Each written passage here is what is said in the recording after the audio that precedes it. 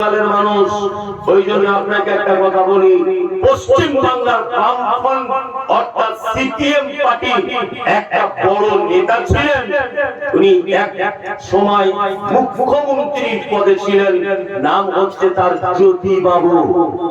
নাম শুনেছেন? জ্যোতি বাবু একটা রাজ্যের যে মুখ্যমন্ত্রী অসুস্থ হয়ে গেছিলেন, 13-14 দিন যাবৎ কলকাতা এবং বিদেশে চিকিৎসা করা হয়েছিল, কোটি কোটি সম্পদ দিয়ে তাকে বাঁচানোর চেষ্টা করা হয়েছিল। বেঁচেছে বাঁচেনি। আজ পর্যন্ত এই দেশের মাটিতে অনেক সংসার ভালোবাসার অভাবে নষ্ট হয়ে যায়, অনেক সংসার অনেক সামান্য তার স্বামীর কাছে একটু প্রেম না পাওয়ার কারণে নিজেকে আত্মহত্যার পথ বেছে নিয়ে সুসাইড করে কি করে না। কিন্তু পৃথিবীতে ভালোবেসে তার স্ত্রীর জন্য তাজমহল তৈরি করেছিলেন, তার নাম হচ্ছে শাহজাহান বাদশা। স্ত্রীর এত ভালোবাসতেন যে তার জন্য তাজমহল উপহার দিয়েছিলেন। স্বামী স্ত্রী আর কেউ বেঁচে আছে? আছে নাই। আকবর বেঁচে আছে? নাই। আলমগীর বেঁচে আছে? নাই। সারা পৃথিবীতে যত সম্পদের মালিক আপনি হন না কেন, আপনার বাঁচার কোন রাস্তা আছে? নাই। পৃথিবী সব কথা ভেজাল, ডুপ্লিকেট, 2 নম্বরই, চিটিংবাজি। এটা হতে পারে, এটা হতে পারে, সম্ভব। একটা কথা কোনো চিটিংবাজি 2 নম্বরই নেই, তার নাম মৃত্যু। আছে কোন 2 নম্বরই আছে? কোন 2 নম্বরই নেই। আপনাকে মরতেই হবে। মাল বাঁচানো যাবে? যাবে না। অনেক লোককে দেখতে পাওয়া যায়, চাচা মসজিদে এসো, নামাজ পড়ো, রমজানে রোজা রাখো, এসো জলসাতে এসে হাদিস কোরআনের কথা শোনো। উত্তরে কি বলে? এখন একটু টাইম কম, অল্প বয়স তো, টাকা পয়সা না কামালে ছেলেদের ভবিষ্যৎ করতে হবে। বলছি কি বলছে? ছেলেদের ভবিষ্যৎ করতে হবে। আপনি এখানে আসুন, আপনি এখানে আসুন, আপনি এখানে আসুন, আপনি এখানে আসুন, একটু ডাকছে, এখানে আসুন। একটা জিনিস আপনাকে দেখায়, পৃথিবীকার নাম আপনাকে দেখাচ্ছে। আসুন, তাড়াতাড়ি করে আসুন, আসুন। পৃথিবীকার নাম দেখুন, আপনাকে দেখা যাবে কার নাম পৃথিবী। কান শুনতে পাচ্ছেন তো? কি নাম আপনার? নওশাদ আলী। বয়স কত আপনার? 60-65, মানে 65 বছর। আপনার আব্বা বেঁচে আছে? কত বছর আগে মারা গেছে? 25 বছর আগে আব্বা মারা গেছে। না না, আপনি যাবেন না। 25 বছর আপনি আপনার আব্বার কবরে কদিন দেখতে গেছেন যে আমার আব্বার কি অবস্থা আছে? সত্যি কথাটা বলে দেন। উনি বলছেন 25 বছরে 40 দিন গিয়েছে, আর উনি তো বলেননি, উনি বলেন মোটামুটি 20-30 বার হয়তো গেছে দেখতে, তাই তো? 40 বছর বসুন। 25 বছর আগে ওনার আব্বা মারা গেছে। 25 বছর আগে ওনার আব্বা কিন্তু এই কথাটাই বলেছিল যখন বেঁচে ছিল, যে কিছু টাকা পয়সা ইনকাম করছি, ছেলেদের ভবিষ্যৎ করে যাচ্ছে। বলেছিল না? আপনি যেমন বলছেন 25 বছর আছে লোকটা কবরস্থানে শুয়ে আছে, 4টে বেটা একজনও কেউ দেখতেও যায় না আমার আব্বা কি অবস্থায় আছে। বাপের কবরটা পর্যন্ত ভুলে গেছে। কি বলছি বুঝতে পারছেন? আপনি কার জন্য এত টাকা পয়সা জোগাড় করছেন? কার জন্য? বেটার ভবিষ্যৎ করছেন। আমি মমতাজুল ইসলাম বলছি, প্রথম 4 দিন কাঁদবে, 5 দিন কাঁদবে, 6 দিন কাঁদবে। আপনার কবর কোন জায়গাতে, এইটুকু কথা আপনার বেটা আপনার মনে রাখবে না। আর অথচ এদের কারণে আপনি সমস্ত কিছু ত্যাগ করে দিচ্ছেন। এর নাম পৃথিবী। পৃথিবী নয়, পৃথিবী। আল্লাহ তাআলা বলছেন, আল্লাহ লাইম ওয়াজান্না বিল হুতামা, তোমার মালকে তোমার কাজে আসবে না, বরং তোমাকে তোমার মালকে হুতামা নামক জাহান্নামের ভিতরে নিক্ষেপ করা হবে। ওমা আদরাকাল হুতামা, আল্লাহ নবীকে বলছেন, নবী আপনি কি জানেন হুতামা কি? আল্লাহ নবী সাল্লাল্লাহু আলাইহি ওয়াসাল্লাম জানতেন না। আল্লাহ তারপরে বলছেন নারুল্লাহিল মুকাদা, এটা আমার প্রজ্বলিত আগুন, আল্লাতী তাত্তালিউ আলাল আফিদা, যে আগুনের এত তীব্রতা, যে আগুনের এত মানে গরম, যে আগুনের এত ভয়াবহতা, আল্লাহ সুবহানাহু ওয়া তাআলা বলছেন যে মানুষের অন্তঃকরণ পর্যন্ত পুড়িয়ে ছাই করে দেওয়া হবে।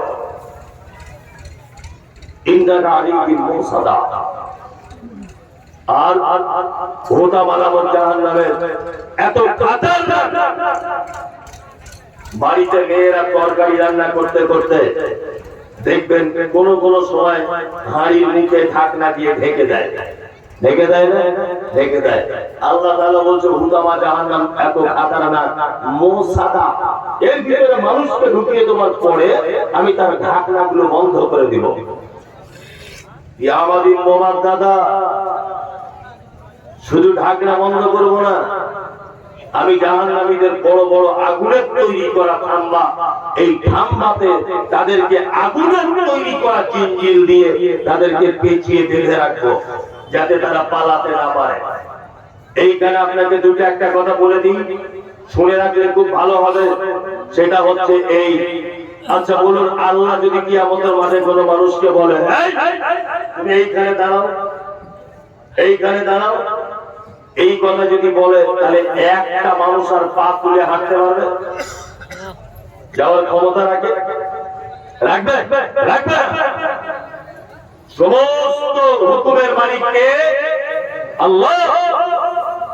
আল্লাহ তো জাহান্নামীদেরকে বলতে পারতেন তুমি জাহান্নামের ভিতরে বসে থাকো, এক পা নড়াচড়া করবে না, এটা বলতে পারতেন কি পারতেন না? পারতেন কি পারতেন না? আল্লাহ তাআলা এই কথা না বলে বলছেন ওদেরকে জাহান্নামে ভরে ঢাকনা লাগিয়ে দিব। দুই, যে আমাদের মোহাম্মদ দাদা জাহান্নামের খুঁটি খাম্বাতে তাদেরকে পেঁচিয়ে বেঁধে রাখবো। কারণ কি? কারণ দেখবেন গ্রামে যখন কোন চোর যখন ধরা পড়ে, গ্রামে কোন চোর যখন ধরা পড়ে, তখন গ্রামের মেম্বার প্রধান বা গ্রামের যারা পার্টি লিডার তারা কি করে? ওই লাইট পোস্টে ওকে বেঁধে রাখে, বেঁধে রাখে না, দড়িতে বাঁধে। আর কি বলে? ক্ষমতা দেখাতে গিয়ে কি বলে? দেখি কোন বাপের বেটা আছে ওর হাত এখান থেকে খুলবে, বলে না অনেক সময়? আপনাদের কি বলে? গ্রামের পঞ্চায়েত বলে তো কি বলে? কি মুখিয়া না কি সব বলে? মুখিয়া বলে। তা মুখিয়া সাহেব পোস্টারে বেঁধে রেখেছে ল্যাম্প পোস্টে। তা মুখিয়া সাহেব নিজের ক্ষমতা দেখাতে গিয়ে বলছে দেখি কোন বাপের বেটা আছে তোকে এখান থেকে হাত খুলে নিয়ে যাবে। তার মানে কি? উনি বোঝাতে চাচ্ছেন যে আমি এলাকার সব থেকে ক্ষমতাবান লোক। কি বলছি বুঝতে পারছেন? কিছুদিন আগে লকডাউনে বাবরি মসজিদ ভেঙে দিয়েছে, দেখেছেন? মানুষগুলোকে চালাকি করে ঘরে ঢুকিয়ে দিল যে তোরা সব ঘরে থাক, কেউ বার হবি না, সব করুণা হয়ে যাবে, কেউ বার হবি না। সব মানুষকে আস্তে আস্তে করে ঘরে তালা মেরে দিল, বাজার ঘাট বন্ধ, সোশ্যাল মিডিয়া বন্ধ, নেটওয়ার্ক বন্ধ, চারিদিকে সব বন্ধ। এই ভিতর দিক দিয়ে আস্তে আস্তে আস্তে আস্তে করে বুলডোজার দিয়ে মসজিদটা ভেঙে দিয়েছে। তিনি পুরার মাটিতে দেখতে পেয়েছেন যে মসজিদে আগুন লাগিয়ে দেওয়া হয়েছে, দেখতে পেয়েছেন না? পেয়েছেন? দেখতে পেয়েছেন। আচ্ছা বলুন, সারা ভারতবর্ষের ক্ষমতায় যিনি বসে আছেন, এর থেকে ক্ষমতাবান ভারতবর্ষে আর কেউ আছে? আছে? নেই। আল্লাহ তাআলা বলছেন কিয়ামতের দিনে অপরাধীদের খুযুহু ফাগুল্লু সুম্মা তাকিমু সাল্লু, তাদের অপরাধীদের হাতগুলোকে বাঁধা হবে, হিজরাতে হিজরাতে তাদেরকে জাহান্নামে নিক্ষেপ করা হবে। জাহান্নামে নিক্ষেপ করার পরে আমি আল্লাহ সুবহানাহু ওয়া তাআলা জাহান্নামে তাদেরকে বেঁধে রাখবো। আর আমি আল্লাহ আহকামুল হাকিমিন, বিচারকের বিচারক, আমি সেদিন আমার ক্ষমতা দেখাতে গিয়ে বলবো দেখি কোন রাষ্ট্রপতি তোমার আছে আজকে তোমার হাত খুলে নিয়ে যাবে, দেখি কোন লিডার তোমার আছে আজকে এখান থেকে হাত খুলে নিয়ে যাবে। বলুন তো সেদিন স্বৈরাচারী, স্বৈরাচারী, বদমাইশ, লম্পট, গুন্ডা, অপরাধী তাদেরকে হাতগুলো বাঁধা থাকবে, এই হাত কিয়ামতের মাঠে কেউ খুলে দিতে পারবে? কেউ পারবে? পারবে না। একচ্ছত্র মালিকানার দায়িত্ব থাকবে কে? আল্লাহ সুবহানাহু ওয়া তাআলা। কয়েকটা পাপ বলে দিলাম, ছোট্ট ছোট্ট কয়েকটা পাপ। এক, বিপদ করবেন না, বিনিময় জাহান্নাম। দুই, টাকা জমা করে রাখুন, যাকাত দিয়ে দেন, মিস করবেন না। তিন নম্বরে এটা ভাববেন না যে আমার সম্পদ মনে হয় আমাকে বাঁচাবে, আমার মাল চিরস্থায়ী থাকবে, এটা যেন মনে করবেন না। মনে করলে কিন্তু আপনার খুব বড় বিপদ, খুব বড় বিপদ। চলুন আর একটা সূরা একটু বাংলা অনুবাদ করে দিই। আল্লাহ সুবহানাহু ওয়া তাআলা বলেন, আরাইতাল্লাযী ইউকাযযিবু বিদ্দীন, নবী আপনি কি তাদেরকে দেখেছেন যারা কিয়ামতকে অস্বীকার করে? আচ্ছা বলুন, কিয়ামত হবে এটা বিশ্বাস আছে আপনাদের? আমার সকলের আছে? আছে। আল্লাহ তাআলা বলছেন এক শ্রেণীর মানুষের ব্যাপারে, নবীজিকে বলছেন, নবী আপনি কি তাদেরকে দেখেছেন যারা কিয়ামতের দিবস অস্বীকার করে? কারা তারা? ফাযালিকাল্লাযী ইয়াদুল ইয়াতীম, যারা এতিমের সঙ্গে অসৎ ব্যবহার করে। এতিম মারাত্মক একটা বিষয়। এতিম বুঝেন তো কাকে বলে? এলাকাতে তো বড় বড় আলেম আছে, আমি একজন ছোটখাটো মৌলভী সাহেব, সাধারণ মাদ্রাসায় পড়া।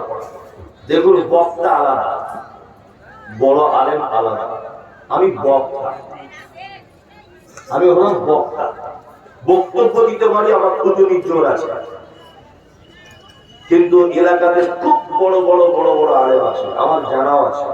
কিষানগঞ্জ এলাকাতে বিশাল মাদ্রাসা আছে। যাই হোক, জি বড় বড় আলেম আছে এলাকাতে। আমরা বড় আলেম নয়, আমি অন্তত পক্ষে আমার এই গলার জোর আছে, এই জন্য মানুষ ডাকে, এছাড়া আমার কোনো কেরামতি নেই। তারপরেও আপনাকে বলছি, এতিম সমাজের আলেমরা, আমরা মানে আমাদের মতো যারা, আমরা সামাজিক কিছু বিষয় আছে যে বিষয় নিয়ে আলোচনা করি। এই আলোচনা না করার কারণে এই ব্যবস্থাপনাগুলো এমন এক সিস্টেমে পরিণত হয়েছে যেগুলো অন্যান্য সম্প্রদায়ের মানুষের কাছে উপহাসের পাত্র। এতিম, এতিম। আচ্ছা বলুন তো দেখি, অনেক মুসলিম লোক যখন ভিক্ষা করতে যায়, ভিক্ষা করে, অনেক মুসলিম লোক ভিক্ষা করে, অনেক হিন্দু ভাইরা ভিক্ষা করে না, যারা গরিব মানুষ করে। তো আমি একদিন বাজারে একটা দোকানে বসে আছি, একটা দোকানে, তো একটা লোকের কাছে আমি দূর থেকে দেখছি একটা ডাবওয়ালা ডাব কেটে বিক্রি করে। তার ডাব কাটাওয়ালার কাছে একটা ভিখারি এসেছে, এসে হরে কৃষ্ণ হরে কৃষ্ণ হরে কৃষ্ণ, হিন্দু ভাইরা যেমন বলে, 1 টাকাও দিল না, 1 টাকা। আরেকটা লোক এলো, লোকটা মাথায় ছেঁড়া টুপি দিয়ে এসে বলছে, বাবা লা ইলাহা ইল্লাল্লাহ, দুটো ভিক্ষা দাও। ওকে দেখলাম 5 টাকা দিল।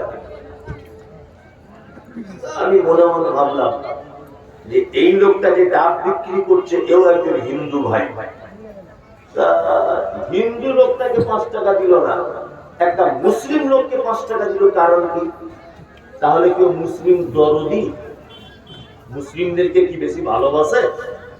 তা অন্য আর একটা লোককে গিয়ে জিজ্ঞাসা করতে পাঠালাম আমি, যে ব্যাপারটা কি জিজ্ঞাসা করে আসো তো লোকটাকে, কেন এরকম করলো? তখন ডাবওয়ালা হিন্দু ভাইটা বলছে যে আমি হিন্দু লোকটাকে ভিক্ষা এই কারণে দিলাম না যে ওকে ভিক্ষা দিলে ও সারা জীবন ভিক্ষা করে করেই খাবে, টাকার লোভে পড়ে যাবে। ও মুসলমান, ওকে আমি 5 টাকা দিলাম এই কারণে যাতে এই লোভে ও আরো বেশি ভিক্ষা করে সারা জীবন। কি বলছি বুঝতে পারছেন কিছু? কথাটা কত ইম্পর্টেন্ট কথা আপনি বুঝতে পারছেন? বলছো মুসলমান, ওকে 5 টাকা দিয়েছি এই কারণে যাতে ও সারা জীবন ভিক্ষা করে করে বেড়ায়। আমাদের সমাজে ভিখারি খুঁজে পাওয়া যেত? ইসলাম যে ব্যবস্থা করে দিয়েছে, ভিখারি খুঁজে পাওয়া যেত? যেত না। সারা পৃথিবী কোনো ধর্মের ব্যাপারে এইরকম কোন সিস্টেম নেই যে তুমি সারা বছর ইনকাম করার পরে তোমার সংসারে যে টাকাটা বেঁচে যাবে 1 লাখ 2 লাখ 3 লাখ, তার 2.5% তোমাকে জাকাত বুঝে দিতে হবে। আছে না? আছে। এই এলাকার যত ধনী লোক আছে সবাই যদি তার জাকাতটা বুঝে বুঝে যদি বার করে দেয় তাহলে বলে বলে এই লোকগুলো তাহলে খুঁজে পাওয়া যাবে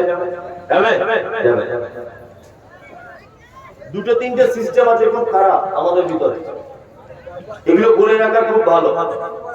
দেখো একটা কথা বলছি, মনোযোগ দিয়ে শোনো। এই গ্রামটার নাম কি?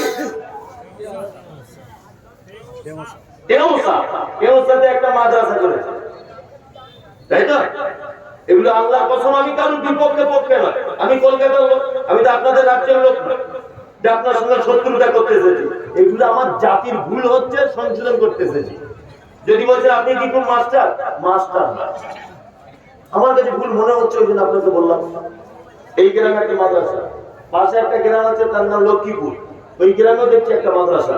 তার পাশে একটা গ্রাম আছে তার নাম আটাপুর, সেখানেও দেখছি একটা মাদ্রাসা। তারপরে একটা গ্রাম আছে চাচকি, ওখানেও দেখছি আর একটা মাদ্রাসা। প্রত্যেক গ্রামে গ্রামে দেখছি মাদ্রাসা, প্রতিটা গ্রামে। এখন দেখতে পাওয়া যায় কি যায় না, প্রায় গ্রামে মাদ্রাসা। আই মুমতাজুল ইসলাম, আমার জাকাতের টাকা হয়েছে 1 লাখ। কত টাকা? 1 লাখ আমার জাকাতের টাকা হয়েছে। এলাকার মাদ্রাসা আছে একটা থানাতে 20টা, তাহলে 20টা মাদ্রাসায় যদি আমি 1 লাখ টাকা ভাগ করে দিই, কত টাকা করে পাবে? 5000 টাকা করে পাবে, তাই না? আমার মতো লোক আছে কজন? খুব জোর যদি হয় এলাকাতে 30 জন লোক আছে, খুব জোর হলে 30 জন। তাহলে 30 জনের কাছে 5000 টাকা করে একটা মাদ্রাসা পেলো, হলো 1.5 লাখ টাকা, তাই তো? মাদ্রাসায় ছাত্র কটা? না, ছাত্র 35টা। শিক্ষক কজন? না, শিক্ষক হচ্ছে মোটামুটি 7 জন। 7 জন শিক্ষকের বেতন কত? 10,000 করে, 70,000। বোঝার চেষ্টা করুন, 70,000 টাকা বেতন 7 জন শিক্ষকের। ছাত্র 35 জন। 35 জন ছাত্র খাওয়া খরচা কত মাসে? ধরে নেন 10,000। 10,000 তাহলে 70 আর 10 80। এই 80,000 টাকা 35 দিয়ে ভাগ করুন, 22 থেকে 2300 টাকা করে প্রত্যেক বাচ্চা পিছু প্রত্যেক মাসে খরচা হচ্ছে। হচ্ছে কি হচ্ছে? ফলাফল 10 বছর মাদ্রাসায় পড়ার পরেও এমন মাদ্রাসা রয়েছে যে মাদ্রাসার ছেলেরা ভালো করে কোরআন মাজিদটাও পড়তে পারছে না। এইবার আপনাকে একটা কথা বলছি, আচ্ছা এই থানায় যদি 20টা মাদ্রাসা, সব মাদ্রাসা বন্ধ করে দিয়ে দুটো যদি বড় মাদ্রাসা তৈরি করা যেত, তাহলে বলুন আমি কত টাকা দিতাম দুটো মাদ্রাসায় ভাগ করে? 50-50, 1 লাখ টাকা, তাই না? তাহলে দুটো যদি মাদ্রাসা তৈরি করা যেত, আচ্ছা বলুন সেই মাদ্রাসা থেকে ছাত্র বার হলে ইমাম বুখারীর মতো সৌদি আরব মদিনা ইউনিভার্সিটিতে চান্স পাওয়ার সম্ভাবনা আছে না নেই? আছে। কেন মানুষ এগুলো বুঝতে চাইছে না? এই যে মাদ্রাসা, ও গ্রামে একটা মাদ্রাসা, কেন এত? কেন ইমাম বুখারী আছে এত বড় একটা মাদ্রাসা, এত বড় একটা প্রতিষ্ঠান, হয়তো তার শাখা আরো দুটো থাকতে পারে, সেইখান থেকে ছাত্র প্রাথমিক ট্রেনিংটা নিয়ে বড় জায়গায় ইমাম বুখারীতে চলে যাবে, ওখানে গিয়ে ভালো করে পড়াশোনা করবে, ওখান থেকে মদিনায় চলে যাবে। কি বুঝতে পারছেন? অবাক হয়ে যাবে। জাকাত বিলি বন্টন করছে, একে 10 টাকা, ওকে 10 টাকা, ওকে 10 টাকা, ওকে 10 টাকা। আমি যদি 10 টাকা করে জাকাতের টাকা পাই, 50 জনের কাছে যদি জাকাতের টাকা 10 টাকা করে পাই, কত টাকা হবে আমার? উত্তর হবে 5,000। বলুন তো 5,000 টাকা আমার সমস্যা মিটবে? মিটবে না। আমার 1 লাখ টাকা হয়েছে, আমি 2 জনকে ভাগ করে দেবো। তোমাকে একটা টোটো গাড়ি কিনে দিচ্ছি, আর জীবনে যেন কোনোদিন ভিক্ষা করতে না দেখি। 2, তোমাকে একটা সেলাই মেশিন কিনে দিচ্ছি, আর কোনোদিন তুমি জাকাতের টাকা চাইতে আসবে না, কোনোদিন আসবে না। আচ্ছা বলুন তো এইটা করে বেশি উপকার হবে না? এতে ক্ষতির দমন হবে কি হবে না? হবে। আমাদের টোটাল সমাজটাই উল্টো দিকে চলছে, টোটাল সমাজ। সমাজ আজকে লাঞ্ছিত। এতিম আব্বা নেই, যার আব্বা নেই, নাবালেগ শিশু, যৌবনে পদার্পণ করেনি, শিশু বা কন্যা, সে হচ্ছে এতিম। আল্লাহ তাআলা বলছেন এতিমের সঙ্গে সদ্ব্যবহার করো। একজন লোক এলেন, আল্লাহ নবীকে বলছেন, আল্লাহ নবী গো, আমার অন্তরটা খুব শক্ত, নরম হয় না, আমি কঠিন হৃদয়ের মানুষ। বিশ্ব নবী বলছেন, তোমার প্রতিবেশী কোন এতিম বাচ্চার মাথাতে তুমি গিয়ে হাত বুলিয়ে দাও, তুমি তার সেবা যত্ন করো, আল্লাহর রহমত করলে তোমার মনটাকে নরম করে দিবে, নরম হয়ে যাবে তোমার মন। এতিম দুষ্ট এদের পাশে দাঁড়ানোর কথা বলেছে কে? ইসলাম। কে বলেছে? ইসলাম। ওই জন্য আপনাকে বারবার বলি, চকলেট আপনার পোতার জন্য দোকানে কিনতে গেছেন, চকলেট 5টা চকলেট কিনেছেন, আপনি ধনী মানুষ, পাশের বাড়ি একটা ছেলে, তার আব্বা নেই, বাচ্চা ছেলে, ছেলেটা দোকানের সাইডে সাইডে ঘুরছে আর বাবা বারবার আপনার চোখের দিকে দেখছে, মানে ও বলতে চাইছে যে তুমি যদি একটা চকলেট আমাকে দিতে খুব ভালো হতো। তাই মমতাজুল ইসলাম আপনাকে বলছি, আপনার পোতার জন্য যে 5টা কিনেছেন চকলেট, প্রত্যেক অন্তত পক্ষে একটা চকলেট ভেঙে হলেও বাচ্চা ছেলেটার হাতে, এতিম বাচ্চাটার হাতে দিয়ে দেন, আল্লাহ খুশি হয়ে যাবে। কে খুশি হবে? আল্লাহ খুশি হয়ে যাবে, আল্লাহ খুশি হয়ে যাবে। কালেকশন, তার মানে আর বক্তব্য হলো না, কালেকশনের কথা বলে মানুষ সব পালালে এখনই, ঠিক আছে? যাই হোক, তারপরে আপনার কমিটির সিদ্ধান্ত চূড়ান্ত, কমিটির উপরে আমার যাওয়ার ক্ষমতা নেই। আমি কোনোদিন এই এলাকাতে আসিনি, কিষানগঞ্জ আর কিষানগঞ্জ, ঝাড়খণ্ড, পূর্ণিয়া, এগুলোতে আমি মানে নিতে চাই না একটা ভয়ে, সেটা হচ্ছে যে আমার ভাষা আমরা বুঝতে পারছি কিনা, এই ভয়টা লাগে। ওই জন্য মানে ইতস্ত বোধ করি যে আমি আমার ভাষা বুঝতে পারবে কিনা, ভয় ভয় লাগে। আপনাদেরকে কথা বলছি, ভয় ভয় লাগছে যে বুঝতে পারছেন তো, ভুল বুঝে যাবে, এরকম মনে মনে লাগছে আর কি। আমি দুটো একটা কথা বলে দিই কমিটির কাছে অনুরোধ, যে আপনি আমাকে 5টা মিনিট টাইম দেন দয়া করে। আল্লাহ সুবহানাহু ওয়া তাআলা তারপরে আবার বলছেন, কি মিসকিন খাদ্য দ্বারা যারা উৎসাহিত করে না, ফাওয়াইদুল লিল মুসাল্লিন, জাহান্নাম অয়েল ওদের জন্য, দুর্ভোগ ওদের জন্য যারা সালাত আদায় করে, আল্লাযীনা হুম আন সালাতিহিম সাহুন, যারা সালাত আদায় করে কিন্তু অলসতার সঙ্গে করে, আল্লাযীনা হুম ইউরাউন, যারা সালাত আদায় করে লোক দেখানোর জন্য করে, ওয়ায়ামনাউন আল মাউন, আর যারা কি করে? প্রতিবেশীকে উপকার করা থেকে নিজেকে বাঁচিয়ে রাখে। যাই হোক, আমিও তো বক্তব্য রাখছি, আমার কম বেশি এক্সপিরিয়েন্স আছে। মাদ্রাসার তো জলসা, মহিলা মাদ্রাসা, জি, আপনারা আল্লাহর রাস্তে কিছু দেন, মাদ্রাসায় কিছু করে দেন অন্তত পক্ষে, কারণ এই 1 বছর মাদ্রাসাটা চলে এই একদিনের উপর নির্ভর করে, আর অন্যান্য কালেকশন হয়, তারপরেও আজকে 3টার প্রতি গুরুত্ব বেশি দেওয়া হয়। একটু মেহেরবানি করুন, দয়া করে দেন, কিছু দেন, আরে কিছু দেন, আপনারা দেন। আসলে ব্যাপার একই জমিতে তো বারবার হাল লাগালে হবে না। আমার আগের বক্তা চেয়েছে, তার আগের বক্তা চেয়েছে, আমি এখন চাইবো, আমার পরে যে আসবে সে চাইবে, মানুষ দিতে পারো মেলা লাগিয়েছে না, বাকি আছে, তাহলে তাদের একটা লিস্ট করুন, সব থেকে সুবিধা হবে আপনাদের। মমতাজুল ইসলাম, আর আমারই নাম 2000, আরেকজন 1000, আরেকজন দিয়েছেন 500 টাকা, শুকরিয়া। আমি তো এরকম করে দোয়া করতে পারি না, এতটুকু দোয়া করি, আল্লাহুম্মা সাল্লি আলাইহি ওয়া আল্লাহুম্মা বারিক আলাইহি। আল্লাহ যারা মাল দিয়েছে বা যারা দিচ্ছে তাদেরকে তুমি মালে বরকত দান করো, তাদের হায়াত জিন্দেগি সফলতা দান করো, সংসারে সচ্ছলতা দাও। বিনীত অনুরোধ, যারা বসে আছেন আপনারা দয়া করে কিছু মাদ্রাসাতে দেন, কারণ এইভাবে প্রতিষ্ঠানগুলি চলছে, এইভাবে প্রতিষ্ঠানগুলি চলছে। ফেরাকের মা 500 টাকা আর একটা বালা চাঁদি, ফেরাকের মাকে আল্লাহ ক্ষমা করে দাও, আল্লাহুম্মা সাল্লি আলাইহি আল্লাহুম্মা বারিক আলাইহি। আল্লাহ যে মাল দিয়েছে তুমি তার মালকে গ্রহণ করো, আর মালের বিনিময়ে আল্লাহ তার আমলনামাতে নেকি পর্যাপ্ত পরিমাণে দাও, যেটা তুমি ভালো করে করো।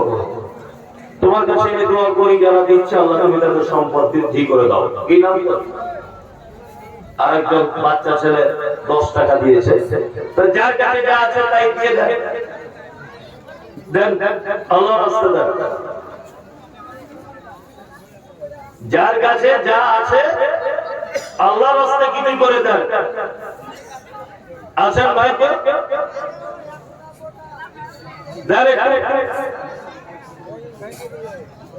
জি যাই হোক, আর কেউ নাই। ছোট্ট একটা কথা বলি তাহলে, যে কজনে আছেন 2-4 জন শুনুন। কারণ আমি কালেকশনের কথা বলতাম হয়তো আরো কিছুদিন পরে, তা বললাম তো মানুষগুলো চলে গেল, সব খারাপ লাগছে আর বলতে ভালো লাগবে না। তারপরে একটা ছোট্ট কথা বলে রাখছি, সেটা হচ্ছে এই যে আমাদের নবী মুহাম্মদ সাল্লাল্লাহু আলাইহি ওয়াসাল্লাম পৃথিবী থেকে চলে গেছেন, দিনটা ছিল সোমবার। সোমবারের আগে বৃহস্পতিবারের দিন তিনি অসুস্থ হয়ে গেছিলেন। জীবনের শেষ যে নামাজ জামাতের সাথে পড়েছেন বা ইমামতি করেছেন সেটা হচ্ছে মাগরিবের সালাত। প্রথম 2 রাকাতে তেলাওয়াত করেছিলেন সূরা মুরসালাত, যার শেষ আয়াত ছিল ফাবিআইয়ি হাদিসিন বা'দাহু ইউমিনুন। আল্লাহ বলছে এরপরেও কি তোমরা কোনো কথার উপর ঈমান আনবে? মুহাম্মদ সাল্লাল্লাহু আলাইহি ওয়াসাল্লাম যেন উম্মতের দিকে উদ্দেশ্য করে এই কথা বলতে চেয়েছিলেন যে আমার চলে যাওয়ার পরেও কি তোমরা কোন কিতাবের উপরে তোমরা কি ঈমান আনবে, এটা বলতে চাচ্ছিলেন। মাগরিবের সালাতের পরে বাড়িতে ঢুকলেন, এশার আযান হলো। আল্লাহ নবী সাল্লাল্লাহু আলাইহি ওয়াসাল্লাম এশার জন্য প্রস্তুতি ওযু করলেন, তারপর বেহুশ হয়ে গেলেন, আবার করলেন, বেহুশ হয়ে গেলেন, আবার করলেন। বেহুশ হয়ে যাবার গেলেন, ইশারা করে বলে দেওয়া হলো আবু বকর সিদ্দিক রাদিয়াল্লাহু তাআলা আনহুকে, আবু বকর তুমি ইমামতি করতে চলে যাও। হযরত আবু বকর ইমামতির জন্য চলে গেলেন। বিশ্বনবী বেঁচে থাকা অবস্থায় 17 রাকাতে 17 ওয়াক্তের ইমামতি করেছেন হযরত আবু বকর। বৃহস্পতিবার পার হলো, শুক্রবার পার হলো, শনিবারের দিন তিনি একটু সুস্থতা বোধ করলেন, একটু সুস্থ হলেন। 2 জন সাহাবীর কাঁধে হাত দিয়ে নববীতে ঢুকলেন, দেখছেন হযরত আবু বকর জোহরের নামাজের ইমামতি করছেন। আল্লাহ নবী সাল্লাল্লাহু আলাইহি ওয়াসাল্লাম মসজিদে ঢুকছেন, বুঝতে পেরে আবু বকর পিছনে চলে আসার জন্য মনস্থির করলেন। কিন্তু আল্লাহ নবী সাল্লাল্লাহু আলাইহি ওয়াসাল্লাম আবু বকরকে বললেন, আবু বকর যেখানে দাঁড়িয়ে আছো ওইখানেই দাঁড়াও, এসে কোনো লাভ নেই। আল্লাহ নবী সাল্লাল্লাহু আলাইহি ওয়াসাল্লাম আবু বকরের বাম দিকে বসানো হলো, বাম দিকে বসে গেলেন আল্লাহ রাসূল। এখন ইমামতি করছিলেন আবু বকর, এখন ইমামতি করছেন আল্লাহ রাসূল, আর মুকাব্বির হলেন কে? না, হযরত আবু বকর সিদ্দিক রাদিয়াল্লাহু তাআলা আনহু। মসজিদ থেকে বাড়ি এলেন, বাড়িতে আসার পরে আম্মা জান আয়েশা সিদ্দিকা রাদিয়াল্লাহু তাআলা আনহাকে ডেকে বলছেন, আল্লাহ রাসূল, আয়েশা বাড়িতে কি আমাদের কোনো সম্পদ আছে? আয়েশা রাদিয়াল্লাহু তাআলা আনহা তখন বলছেন, 5টা থেকে 9টা স্বর্ণের দিনার অর্থাৎ সোনার কয়েন আমাদের বাড়িতে আছে। আল্লাহ নবী সাল্লাল্লাহু আলাইহি ওয়াসাল্লাম বলছেন, আয়েশা এখনো এগুলো বিলি বন্টন করে দিলে না অভাবী দুস্থ মানুষদের ভিতরে? আম্মা জান আয়েশা বলছেন, আল্লাহ রাসূল আপনি তো অসুস্থ ছিলেন, ব্যস্ততার কারণে আমি দিতে পারিনি। আল্লাহ রাসূল তখন বলছেন, আয়েশা কোন ঈমানওয়ালা মানুষের জন্য এটা উচিত নয় যে এত নিকৃষ্ট জিনিস নিয়ে আল্লাহ দরবারে আল্লাহর সাথে সাক্ষাৎ করবে। তার মানে তিনি বলতে চাইছেন, আয়েশা পৃথিবীতে সম্পদ, এই সম্পদ একটি নিকৃষ্ট জিনিস, যেটা মানুষ রেখে যায়, যেটা মানুষ দান করে যায়, এটা হচ্ছে সব থেকে উৎকৃষ্ট মাল, যেটা মানুষ আখিরাতের জন্য পাঠিয়ে দেয় আগে থেকেই। ওই জন্য আপনাকে বলবো, আপনার সম্পদ থেকে কিছু টাকা, কিছু পয়সা আপনি দয়া করে বিনীত অনুরোধ করে বলছি, আপনি এই যে মাদ্রাসাতে কিছু দেন, আল্লাহ রাস্তায় দেন, অনেক গুণা দিচ্ছেন, আপনারাও দেন, যে যা পারছেন একটু দিয়ে দেন। পৃথিবীতে আপনার কোনো কাজ দিবে না টাকা পয়সা।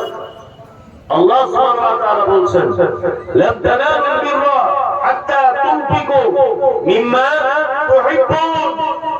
আরে অতদিন কল্যাণ পাবে না, কল্যাণ আশা করতে পারো না, কল্যাণের ভিতরে থাকতে পারবে না যতদিন না পর্যন্ত তুমি তোমার প্রিয় সম্পদ আল্লাহর রাস্তায় দান না করতে পারবে। একজন ভাই দিলেন 40 টাকা, আল্লাহুম্মা সাল্লি আলাইহি আল্লাহুম্মা বারিক আলাইহি, আল্লাহ তুমি তার মালকে কবুল করো, আমিন। তুমি তার সম্পদ বৃদ্ধি করে দাও, যে আশাতে দান করেছো আল্লাহ তুমি তার মনের আশাকে পুরা করে দাও, সংসারে সচ্ছলতা দান করো। আর রাত্রিতে এখন প্রায় 12টা বাজতে যাচ্ছে, এরপরেও আরেকজন বক্তা আছে নাকি? আরেকজন বক্তা এর পরেও আছে, আপনারা বসে যান, ওনারও বক্তব্য শুনবেন, উনি আলোচনা রাখবেন। আর ঘটনা হচ্ছে এই যে ওনার কণ্ঠস্বর আরো সুন্দর, উনি সুন্দর আলোচনা রাখতে পারবেন। আর আমি তো এই কণ্ঠস্বর দিয়ে খুব একটা বলি না, ওই একটা করে বলি। আর যতক্ষণ যা কিছু বললাম আল্লাহ আপনাকে আমাকে আমল করার তৌফিক দান করুন। আর একজন ভাই দিলেন 100 টাকা, আল্লাহুম্মা সাল্লি আলাইহি আল্লাহুম্মা বারিক আলাইহি, আল্লাহ যে দিয়েছে তুমি তার মালে বরকত দাও, আল্লাহ যে দিয়েছে তুমি তার সম্পদ বৃদ্ধি করে দাও, আল্লাহুম্মা সাল্লি আলাইহি আল্লাহুম্মা বারিক আলাইহি। যারা দিবেন ভাই একটু দিয়ে দেন, যারা দিবেন মনে করছেন দিয়ে দেন। 900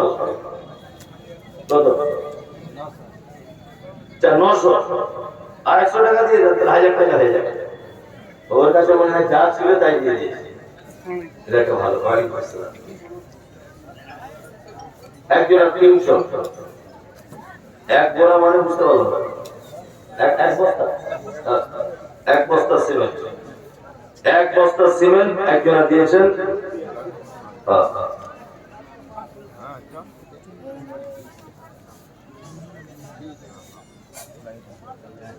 আচ্ছা, এবারে ছোট্ট একটা কথা বলতে আসার আগে বলে দিই যে সোশ্যাল মিডিয়াতে মানে আমাকে নিয়ে একটা ভ্রান্ত কথা খুব চলছে, যে কিছুদিন আগে আমি ইউটিউবারদের ব্যাপারে বলেছিলাম যে তারা ভিডিও যেন না করে। কয়েকটা ইউটিউবারকে বলেছিলাম যে তারা শুধুমাত্র আমার ভিডিও করতে পারবে।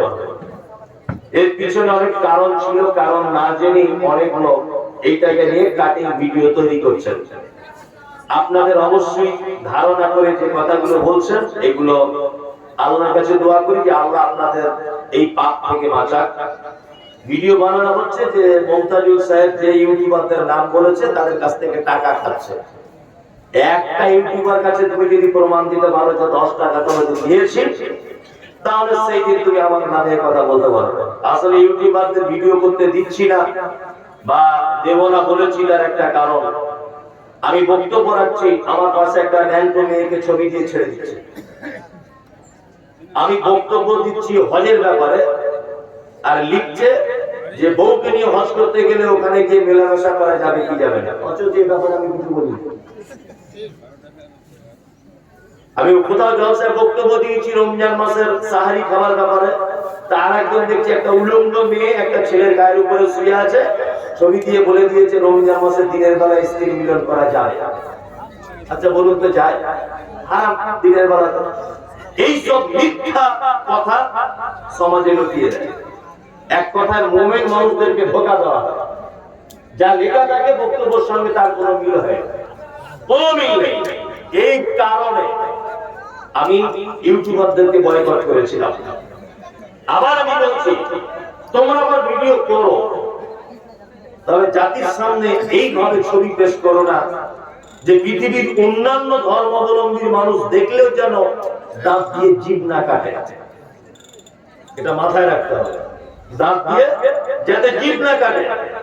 যে সত্যি আজও আলেম ওলামাদের পাশে এরকম নোংরা ছবি যেটা ইসলাম সমর্থন করে না, দেখতে পাচ্ছেন ইউটিউবে সব কি সব নোংরা নোংরা ছবি পোস্ট করে দিচ্ছে।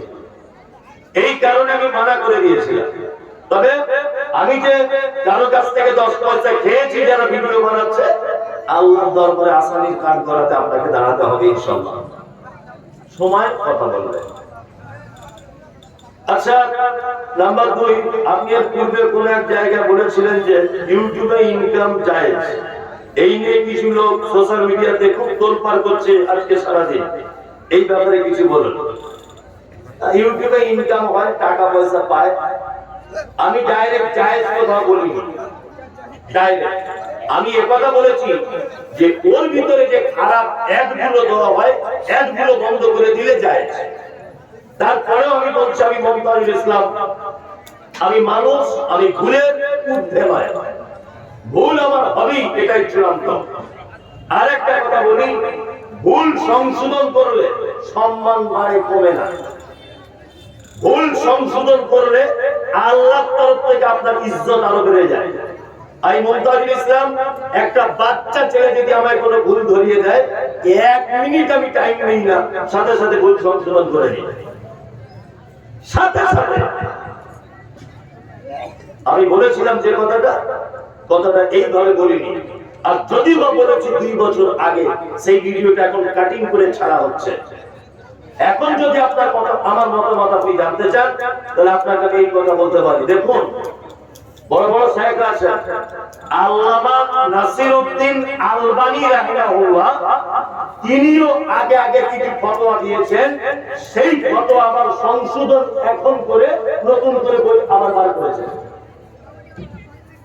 পশ্চিম বাংলার সবথেকে বড় আলেম ছিলেন হাফেজ আইনুল বারী আলী আলী সাহেব। উনি জানাজা, আপনার আকিকা ও নাম রাখা সংক্রান্ত একটা বই লিখেছিলেন। বইয়ে বলেছেন 7 দিনে আকিকা দেওয়া যাবে, 14 দিনে যাবে, 21 দিনে যাবে। এখন আলেমরা বলছে 14 দিন 7 দিনে হাদিস চলবে না। আপনি এখন কি বলবেন? আমি মমতাজুল ইসলাম আগে যে কথাটা বলেছি যে ইউটিউবের টাকা জায়েজ, আমি ডাইরেক্ট বলিনি। এখন ইদানিং আমি দেখতে পাচ্ছি আমাদের বড় বড় যেসব সালাফি আলেমরা রয়েছেন, মাতুর রহমান মাদানী, শেখ মুজাফফর বিন মহসিন আর আব্দুল হামিদ ফাইজাল মাদানী, এই সমস্ত আলেমরা বলছেন যে ইউটিউবের টাকা ইনকাম চলবে না। আমি মমতাজুল ইসলাম আমার বলছি চলবে না। কেন চলবে না? কারণ হচ্ছে ইনকামের উৎস এক, নোংরা এক ছবি চলে আসে, কোন খারাপ কাজে সহযোগিতা করে ইসলামে নিষেধ। যদি এইটাই হয়, খারাপ এক যদি আপনি বন্ধ করতে না পারেন, তাহলে এর থেকে আপনি ইনকাম করতে পারবেন না। যাই হোক, আমি এই কথাটা বলেছি, তারপরে আবার কথা আমি ফিরিয়ে নিলাম, কারণ আমি জ্ঞান অর্জন করছি, এখনো আমি ছাত্র। এটা মাথায় রাখিয়ে কোন কথা বলার আগে ভেবে বলার চেষ্টা করি। দেখো, পরবর্তী বক্তা চলে এসেছে, চলে এসেছে না? দেখো, আল্লাহ আপনাদের সকলকে ভালো রাখুন, এই দোয়া করি। আসসালামু আলাইকুম ওয়া রাহমাতুল্লাহ।